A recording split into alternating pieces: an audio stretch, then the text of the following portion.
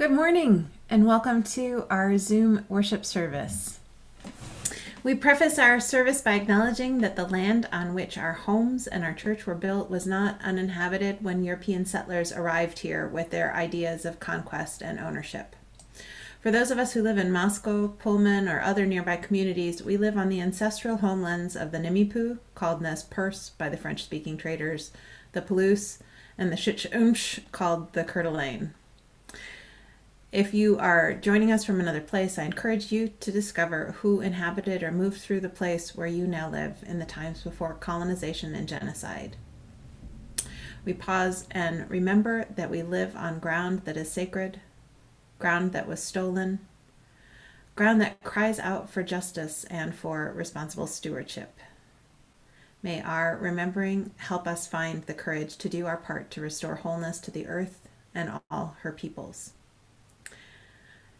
Today is a special Sunday in that Ryan, Yuri, and I are sort of trading jobs. He's going to lead the service, and I'm really looking forward to sharing what he's worked up with all of you. It's good work, and you're in for a treat. So now let's join our voices together for our words of welcome, our unison chalice lighting, and our sung affirmation.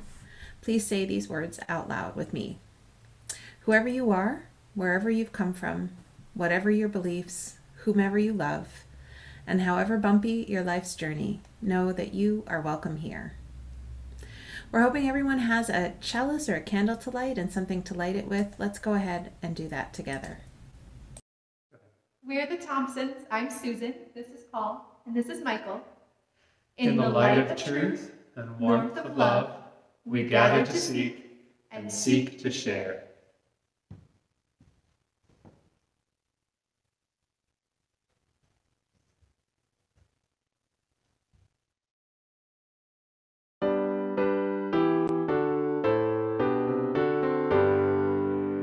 From all that dwell below the skies, let songs of hope and love arise. Let beauty, truth, and good be sung in every land by every tongue.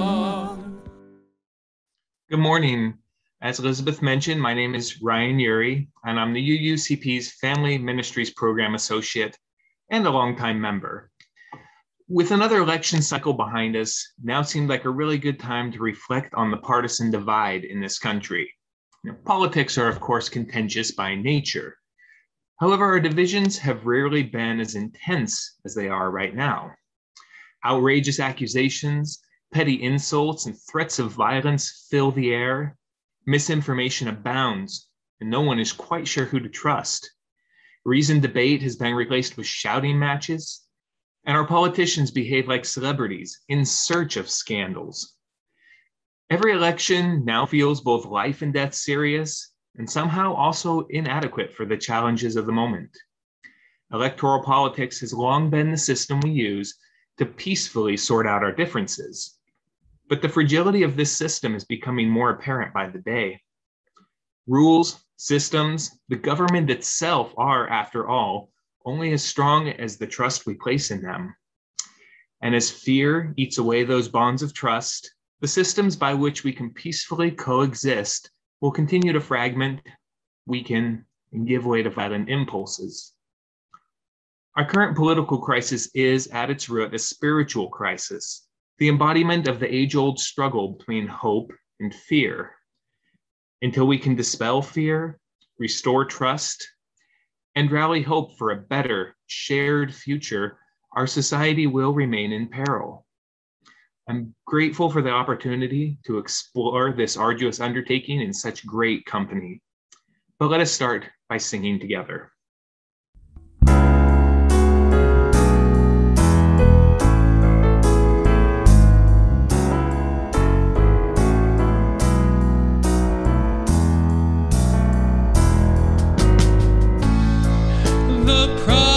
Of the Spirit, faith, hope, and love abide.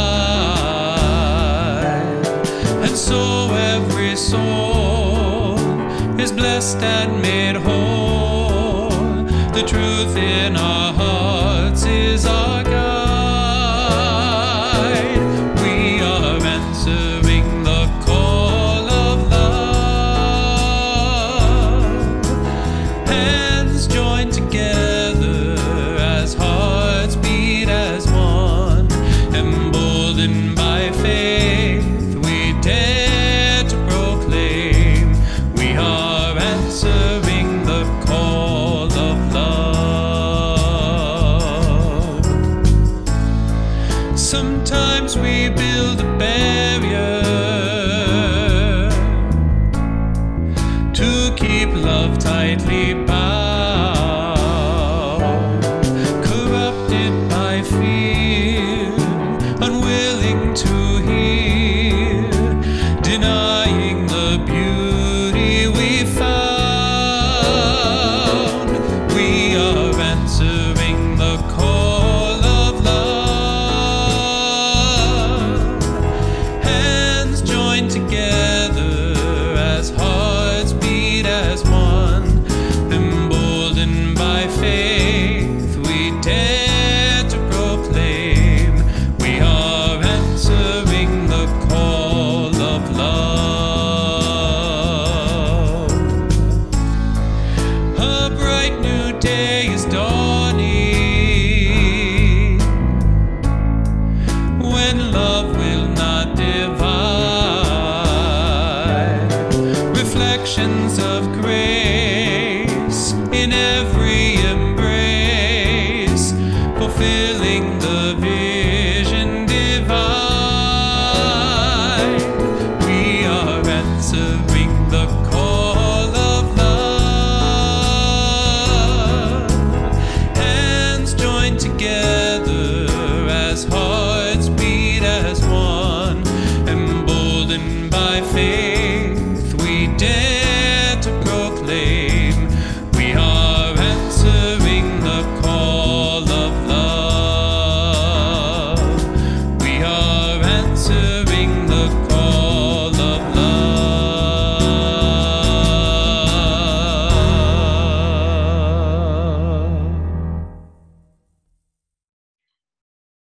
For today's meditation, I would like to read a poem/letter titled Dear Brother. Dear brother, I know we don't see eye to eye so much anymore, and I believe it pains us both. I'm so tired of being angry all the time. I don't know how it came to this, fear rampant, violence in the air, but I'm sorry for whatever part I played in pushing us apart. It's not like we ever saw eye to eye, but that used to be okay. We trusted one another to be there when it counts. As the walls grow higher, we get more suspicious of what's on the other side. Seeing each other through a veil of fear, our shadows rise up like demons. But if, for a moment, I saw clearly, I would remember that I want you not to suffer. I want you to live because we have in common the joy of existence. I want you to be unafraid. I want you to know joy and peace. I want your family to thrive, and I want your future to be filled with better days. We have very different visions for that future. I won't change my mind. I suspect you won't either. But as this hostility cripples our intentions and sunders our hopes, let us at least commit to a future that includes us both. The premise of our bond is not that we should be of a like mind, nor equals by virtue of conformity, but that we commit to a relationship that allows us each to be fully ourselves without repercussion, which is to say, free. All it takes is the recognition of one another's right to exist. I still don't trust you not to hurt me, but I want you to know that I wish you no harm, and I want to try to be a family that does not fear or seek to destroy, because that seems more important right now than figuring out who's right.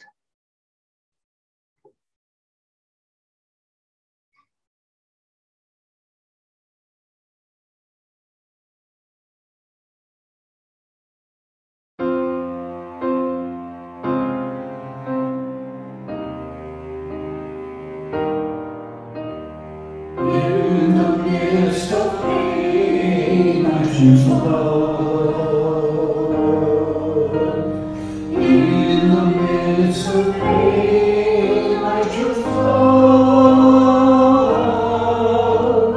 In the midst of pain, sorrow falling down, I pray. I awake the sun again. I choose love.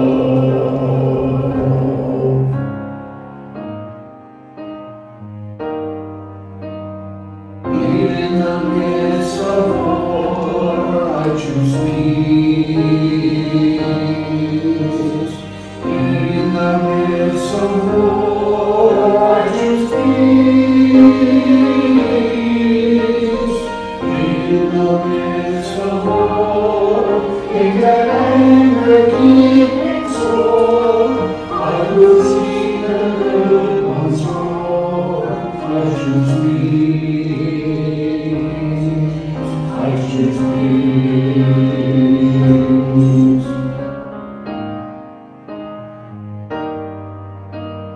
When my world falls down, I will rise. When my world falls down, I will rise. When my world falls down, explanations can be found. I will climb to holy ground. I will rise. I will rise.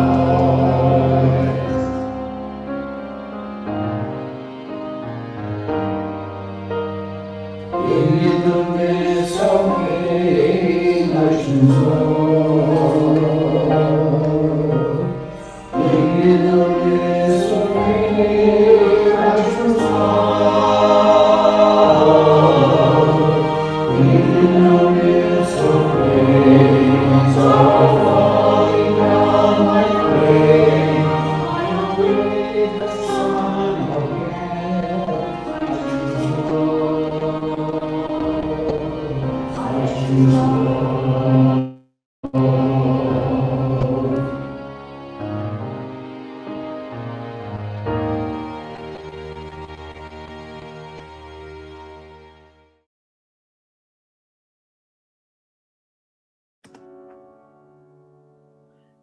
Let Us Learn Peace by Annie Forster.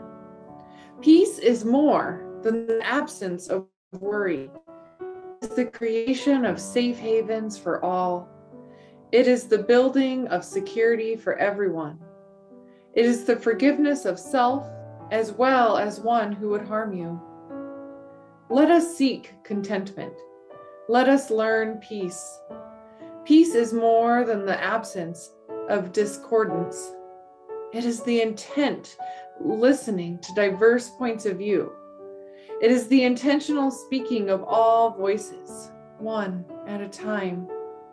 It is the tension within silence that welcomes all thoughts.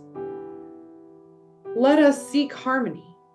Let us learn peace. Peace is more than the absence of tension. It is studying the hard lessons of letting go. It is breathing through pain into tranquility.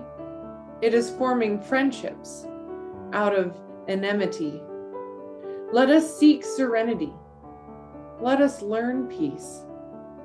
Peace is much more than the absence of war. It is observing the promised truce when the anger would say no. It is finding just the compromise when the ego would say my way. It is striving for reconciliation when the heart would say revenge. Let us seek amity for all the earth. Let us learn peace. After the last election, I got involved with an organization called Braver Angels. This group facilitates conversations between blues and reds using the techniques of family therapy. The goal is not to change anyone's mind, but rather to help political opponents connect as real people instead of the one-dimensional social media enemies we're used to. It's remarkably effective. In Braver Angels workshops, it quickly becomes obvious that no one fits simple stereotypes, nor are many of us as extreme as the media makes us out to be.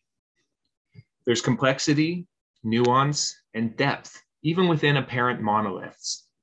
And we distort reality when we judge other people by the worst excesses and most extreme representatives of the groups they belong to. Braver Angels taught me there really is common ground to be found. We're not as divided as we've been told. But I quit after a while. And I quit because I was just way too angry. After all, why should I make peace with would-be authoritarians or exchange ideas with people who prefer conspiracies to reality? Why should my intelligence seek common ground with ignorance? Why should my decency seek common ground with their cruelty? They're not just threatening my well-being, but that of my friends, my family, even my children, whose lives will be impoverished and shortened if the other side has their way. When these are the stakes, crushing these purveyors of misinformation and hatred must take priority over making peace with fools.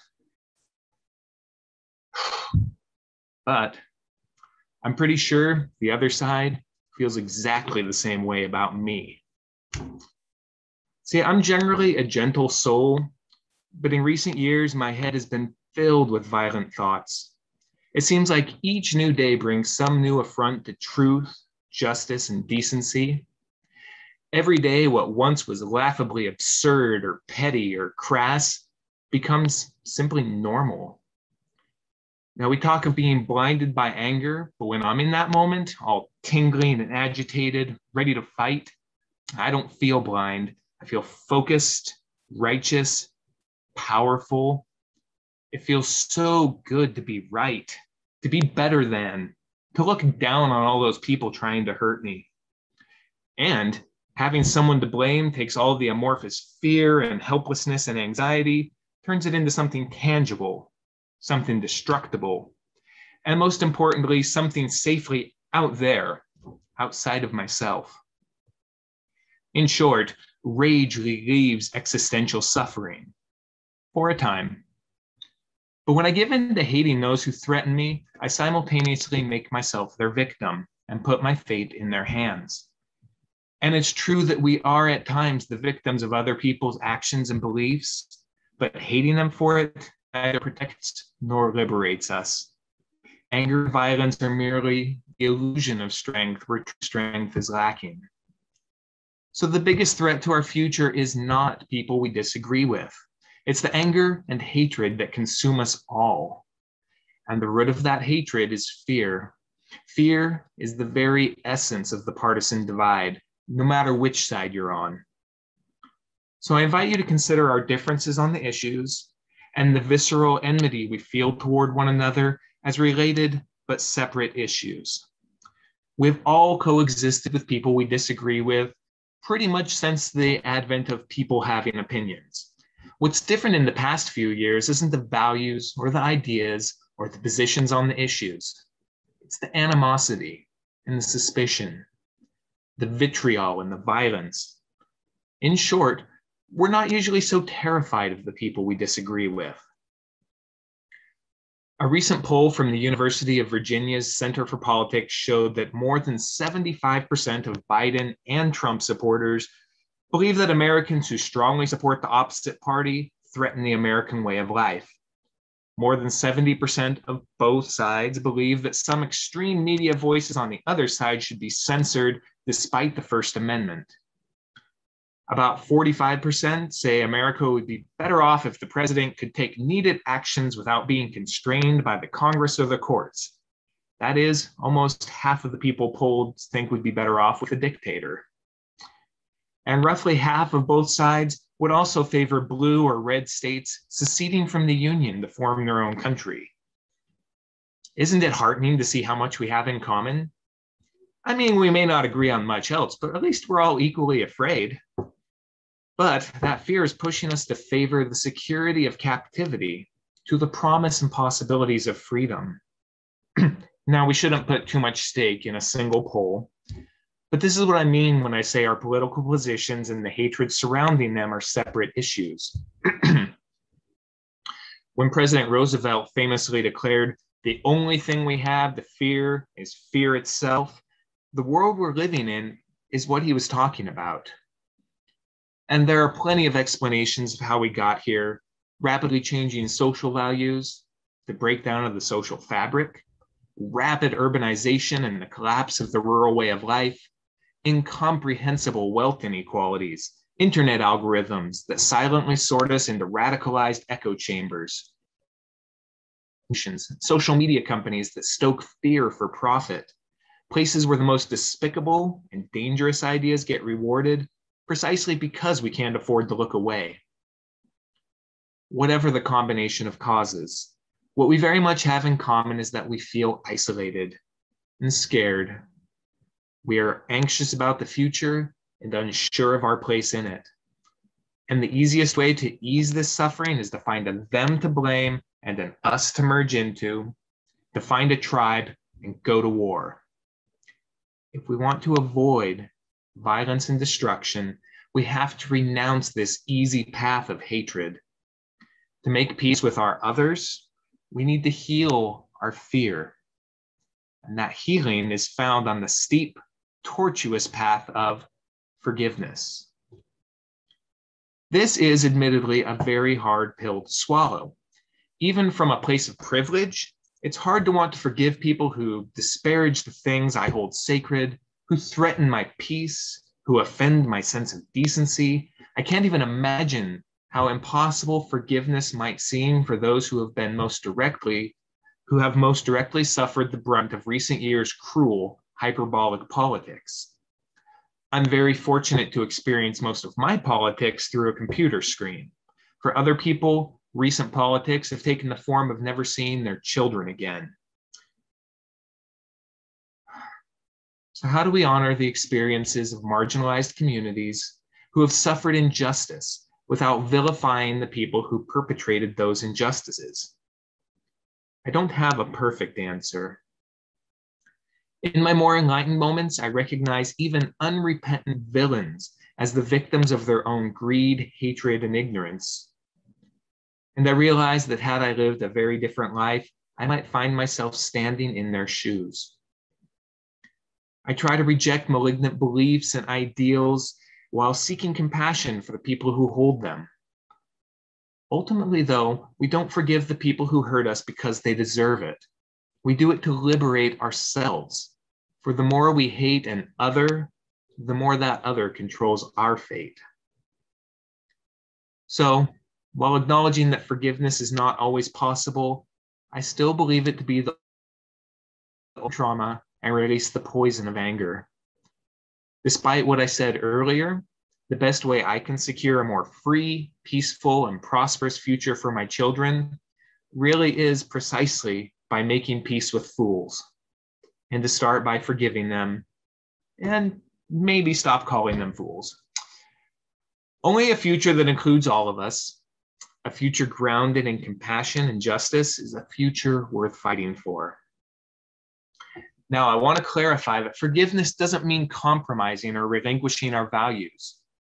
It doesn't mean forgetting or ignoring bad behavior, and it certainly does not mean letting others do us harm. It's not about being nice or turning a blind eye to injustice. We should absolutely continue to fight for our beliefs, but we have to do it without dehumanizing people who do not share those beliefs, even if those people would dehumanize us, because they're not going away. We have to leave open the possibility of reconciliation or resign ourselves to conflict without end. So let us remember the basic worth, dignity, and woundedness of our adversaries. Whatever our differences, we all know suffering. We are all dying and afraid of death. We all feel misunderstood and alone. Beneath the facade of every enemy and every friend, there's a wounded child just looking for a little acceptance. So how do we move forward from here? First, to forgive our others we have to understand where they're coming from. Henry Wadsworth Longfellow once said, "If we could read the secret history of our enemies, we should find in each man's life sorrow and suffering enough to disarm all hostility." And I believe that's true. Hurt people, as we say here. However, trying to understand other people as a collective ignores the complex and diverse individuals who compose it and turns them into stereotypes. We have to go deeper than that. To really understand, we have to engage those other people as real flesh and blood humans, not as memes, or sound bites, or symbols. We have to listen deeply and with openness, withholding judgment and abstaining from attempts at coercion. Only when we feel listened to and respected, only when we feel safe, does understanding become possible. This is the way forward. And now, having reached this conclusion the long way around, I realize this is exactly the model on which Braver Angels is built. And so I think I probably will give it another try. It's completely reasonable to worry that these attempts at reconciliation or bipartisanship will lead us to get taken advantage of. If we let our guard down, we might get hurt. That's true, but we have to try. Things may get, because we're already hurting and we have to take a risk or nothing will ever change. Things may get worse before they get better, but they will get better if we try. Because the only people who are happy with the way things are right now, they're off taking joy rides on their private rockets. We're in this together, like it or not, and most of us don't want war. So let us face our fears. Let us dare to love our enemies, even a little, whether they deserve it or not. Yes, we may get hurt, but the pain is a price worth paying to no longer be bound by fear. Only through vulnerability can we begin to rebuild trust, because there are no alternatives. And in the larger scheme of things, there are no others. There is no us and them. On this speck of dust, hurtling through the dark and hostile infinity of space, each other is all we've got. Thank you.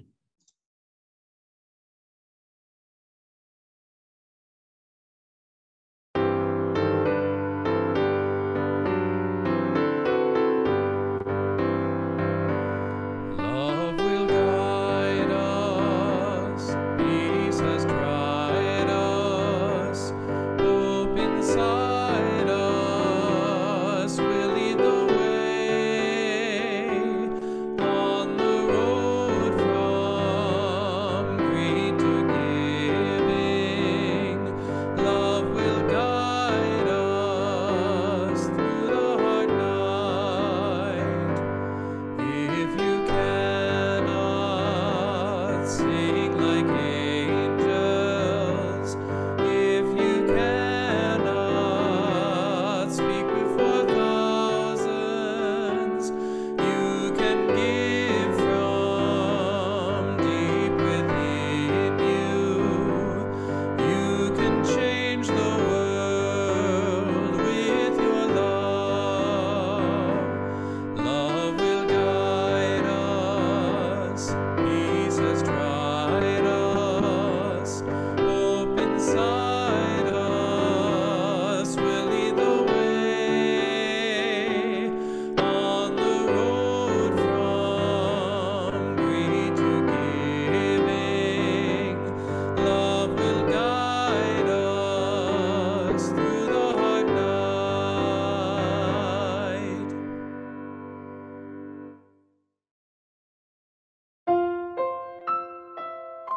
Our closing reading is A Charm Against the Language of Politics by Veronica Patterson. Say over and over the names of things, the clean nouns: weeping birch, bloodstone, tanager, banshee damask rose. Read field guides, atlases, gravestones. At the store, bless each apple by Tosh, wine sap delicious, Jonathan. Enunciate the vegetables and herbs, okra, calendula. Go deeper into the terms of some small landscape, spiders, for example. Then, after a speech on compromising the environment for technology, recite the tough, silky structure of webs. Tropical stick, ladder web, mesh web, filmy dome, funnel, trapdoor. When you have compared the candidates' slippery platforms, chant the spiders, comb-footed, round-headed, garden cross, feather-legged, ogre-faced, black widow. Remember that most short verbs are ethical. Hatch, grow, spin, trap, eat. Dig deep, pronounce clearly, pull the words in over your head, hole up for the duration.